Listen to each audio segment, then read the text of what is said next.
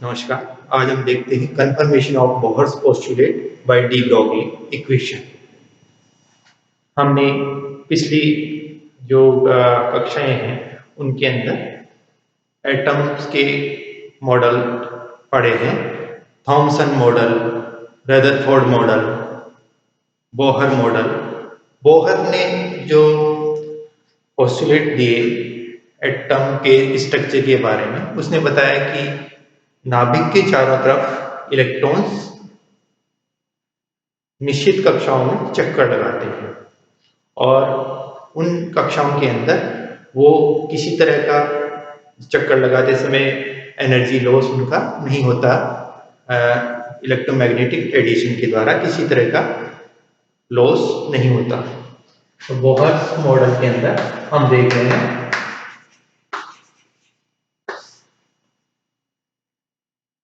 उसका जो first postulate है वो कि इलेक्ट्रॉन नाभिक के चारों तरफ स्थायी कक्षाओं में चक्कर लगाते हैं और उनको स्टेशनरी ऑर्बिट कहा गया। उन स्थायी कक्ष को स्टेशनरी ऑर्बिट का नाम दिया गया।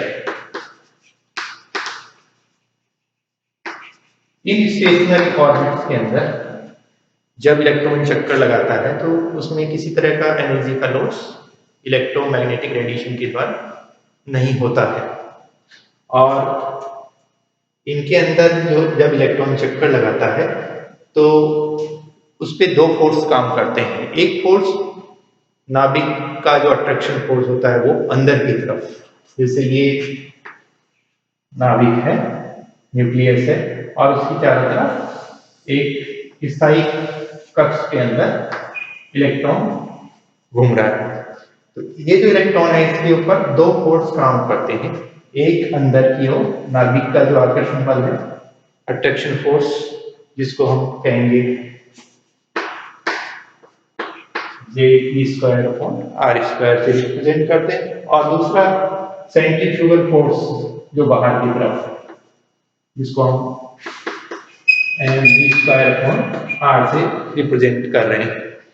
ये दोनों फोर्स जो अट्रैक्शन फोर्स और सेंट्रीफ्यूगल फोर्स है, ये एक दूसरे को काउंटर बैलेंस कर लेते हैं, बराबर होते हैं, ऑपोजिट डायरेक्शन में होते हैं, एक दूसरे को काउंटर बैलेंस कर लेते हैं।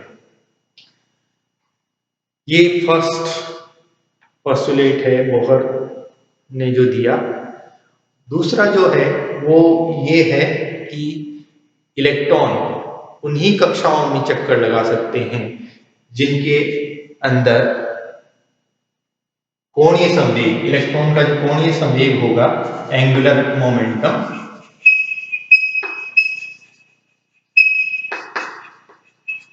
वो nh/2π के बराबर, या यूं कह लीजिए कि h/2π का पूर्ण गुणज हो। यहाँ n की वैल्यू 1 2 3 इस तरह से 1 2 3 4 इस तरह से होगी। तो ये जो कक्ष हैं वो ही स्थायी होंगे जिनके अंदर इलेक्ट्रॉन्स का एंगुलर मोमेंटम को हम mvr से रिप्रेजेंट कर सकते हैं। mv मोमेंटम है और r उस ऑर्बिट की रेडियस है। तो ये एंगुलर मोमेंटम mvr nh/2π के बराबर होना चाहिए। उन्हीं कक्षाओं के अंदर इलेक्ट्रॉन, वही कक्षाएं स्थायी होंगी और इलेक्ट्रॉन उन्हीं के अंदर हो सकता है। तो mvr = nh/2π होना चाहिए। ये जो बात है, ये इसका एक्सप्लेनेशन बोहर ने नहीं दिया कि ऐसा क्यों होना चाहिए। उसने कहा कि ऐसा होना चाहिए, लेकिन ये नहीं बताया कि ऐसा क्यों होना चाहिए। एक और जो बात है वो ये है कि इलेक्ट्रॉन्स एनर्जी या फोटोन लेकर हायर कक्षाओं में जा सकता है। जैसे इलेक्ट्रॉन फोटोन को एब्जॉर्ब करके ऊपर वाले कक्ष, ये जो ऑर्बिट है इसके अंदर जा सकता है, और लेकिन वो अस्थायी होता है और इलेक्ट्रॉन उतना ही एनर्जी वापस ये एमिट करके उस पहले वाली कक्षा में आ जाएगा और उसको हम स्पेक्ट्रमी लाइन से वो हम उसका स्पेक्ट्रम प्राप्त करते हैं और इसका अ, हम देख सकते हैं कि इस तरह से इलेक्ट्रॉन वापस आ गया है ये अपनी स्थायी कक्षा के अंदर। तो ये जो हमने देखे बोहर्स के पोस्टुलेट्स एटॉमिक मॉडल के बारे में। इसमें जो सेकंड जो ये हम बात कर रहे हैं कि एंगुलर मोमेंटम इलेक्ट्रॉन का वो NH/2 के बराबर होना चाहिए। इसका कंफर्मेशन दिया गया बोहर ये जो डी ब्रोगली इक्वेशन है इसके द्वारा। डी ब्रोगली इक्वेशन से ये जो बात है जो बोहर ने जिसके बारे में बताया लेकिन ये नहीं बताया एक्सप्लेनेशन नहीं दिया था उसका एक्सप्लेनेशन अब डी ब्रोगली इक्वेशन से दिया गया। अब देखिए डी ब्रोगली ने बताया कि जो प्रकाश है वो ड्यूअल नेचर दर्शाता है। कुछ घटनाओं में प्रकाश की नेचर वेव की तरह लगती है जैसे इंटरफेरेंस है या रिफ्लेक्शन है पोलराइजेशन है। इनके अंदर प्रकाश ऐसे लगता है कि इसकी नेचर वेव है ये वेव की तरह बिहेव कर रहा है। जबकि photo electric effect Compton effect इनके अंदर ऐसे लगता है कि जो प्रकाश है वो पार्टिकल नेचर का है पार्टिकल्स हैं प्रकाश के और जिनको हम फोटोन नाम देते हैं एनर्जी के पैकेट्स वो हैं।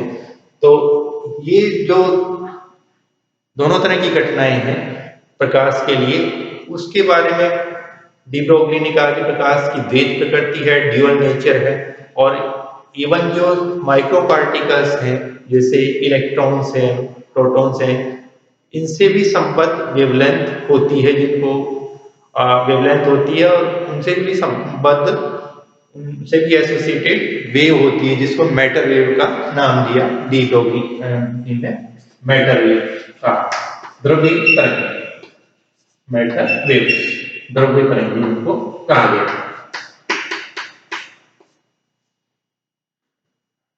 अब ये जो द्रव्य तरंगे हैं इनके लिए हमने एक इक्वेशन देखी थी डी ब्रोगली द्वारा दी गई जिसको इस तरह से लिखा है लैम्डा h/mv। mv उस पार्टिकल का मोमेंटम है लैम्डा उससे संबद्ध वेवलेंथ है। अब देखिए जब इलेक्ट्रॉन चक्कर लगाएगा नाभिक के चारों तरफ तो उसकी भी वेव नेचर होगी उसकी भी वेव नेचर होगी तरंग प्रकृति उसकी भी होगी। तो जैसे ये नाभिक है और इसके चारों तरफ ये इलेक्ट्रॉन एक इलेक्ट्रॉन इस ऑर्बिट में चक्कर लगा तो वो वेव की तरह व्यवहार करेगा। देखिए किस तरह से कर सकता है और ये उसकी जो वेव है वो ऐसी बन रही है यानी इसकी जो परिधि है 2πr वो यहाँ 2 लैम्डा के बराबर ऐसा हो सकता है या यूं हो सकता है कि जैसे ये ऑर्बिट जिसके अंदर इलेक्ट्रॉन चक्कर लगा रहा है ये वाली है और उसकी जो वेव हो उसको हम ऐसे दर्शाएं।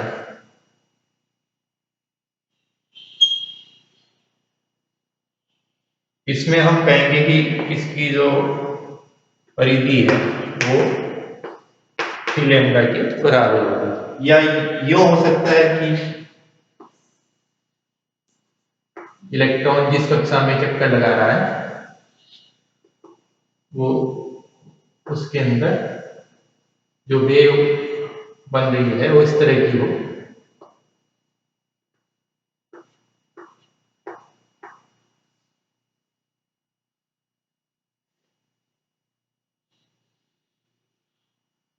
इस तरह से। इसमें जो इसकी परिधि है वो किसके बराबर है 4 लैम्डा के बराबर। ऐसा ही हो सकता है ऐसा नहीं हो सकता कि 2 पाई आर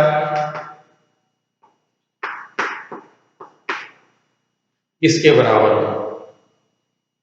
यानी 2 पाई आर 7/2 लैम्डा के बराबर हो, ऐसा नहीं हो सकता। या ऐसा भी नहीं हो सकता कि 2 पाई आर 5/2 लैम्डा के बराबर हो, ऐसा नहीं हो सकता। क्योंकि अगर ऐसा होता है तो वो तरंग व्यतिकरण के कारण नष्ट हो जाएगी और जो इलेक्ट्रॉन चक्कर लगा रहा है वो उस स्थायी उसका नहीं हो पाएगा। यानी ऐसा नहीं हो सकता। देखिए इसके अंदर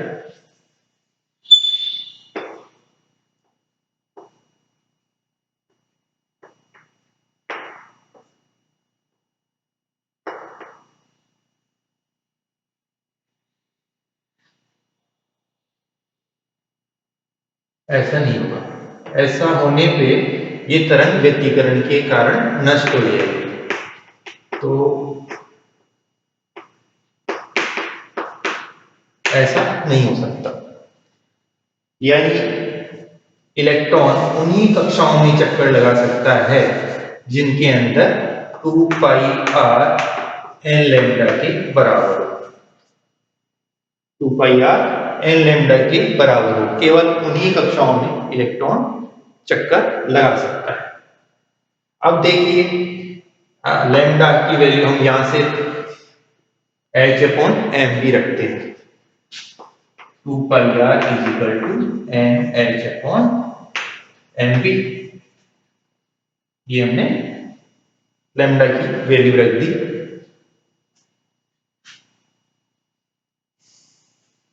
अब इसको थोड़ा सा रीअरेंज कर लीजिए।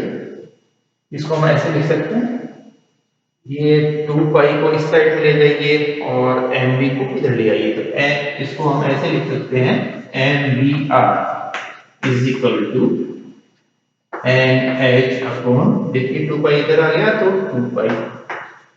ये वही बात है जो डी ब्रोगली ने बताई कि इलेक्ट्रॉन उन्हीं कक्ष के अंदर चक्कर लगा सकता है जिनके अंदर उसका जो कोणीय संवेग है, एंगुलर मोमेंटम है, देखिए एम बी आर वो एन एच अपॉन 2 पाई के बराबर।